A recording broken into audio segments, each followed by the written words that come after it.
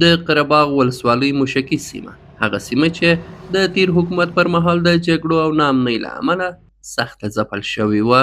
د سیمې اوسیدونکي وایي پخوا به جګړو او ناامنۍ د دوی د ژوند چارې له ګڼو ستونزو سره مخ کړي وي او خلکو به په سختۍ خپل ورځنی ژوند پر مخ وړ.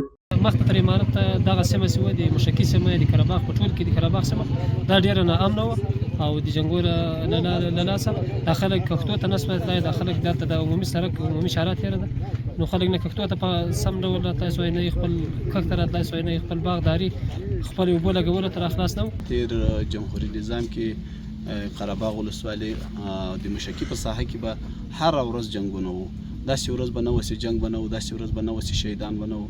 د مکتب شاګردان مو شهیدان سوي دي، په مکتب کې اوانونه لګېدلي دي، آینې ماتې سوي دي، کړکۍ ماتې سوي دي، ډېر مالي او ځاني زیانونه به موږ ته رسېدو. د دوی په خبره د ناامنۍ له امله سوداګرو نشوای کولی په ډاډه زړه پانګونه وکړي او بزګران هم د خپلو کرنیزو فعالیتونو پر مهال له ګڼو ستونزو او اندېښنو سره مخ وو.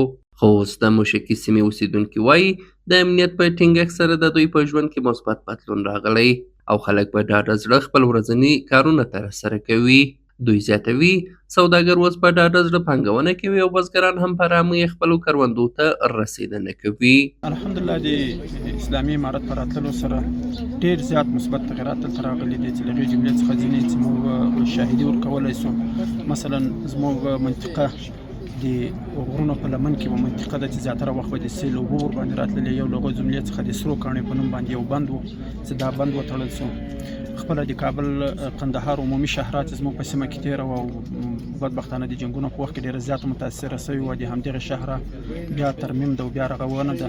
د امارت په راتګ سره دغه ټولې ستونزې حل سوې، خلک خپل کښتو ته راځي، خپلې سیمې ته خپله ځمکه پالنې ته خلاص سو او له جنګو په مخته چې به کله دوی کښتو ته راتلو هلته به جنګ شو نو خلک به بیرته له خپلو کښتو چې بیزاره وو، له خپلې اوبو هر څه به یې سره ویجاړه وو. بله د امارت په راتګ سره یو ولسي همکاري اضافه سوې ده، هغه د اشر په ډول دي که هغه د کومک په شکل باندې دي. دلته په موشکي په ساحه کې جنګونه ډېر وو. پخوا چا سرمایه‌ګذاري نه سوای کولی، چا دوکانونه نه سوای جوړولی، چا غټ کاروبار ته زړه نه ښه کاوه.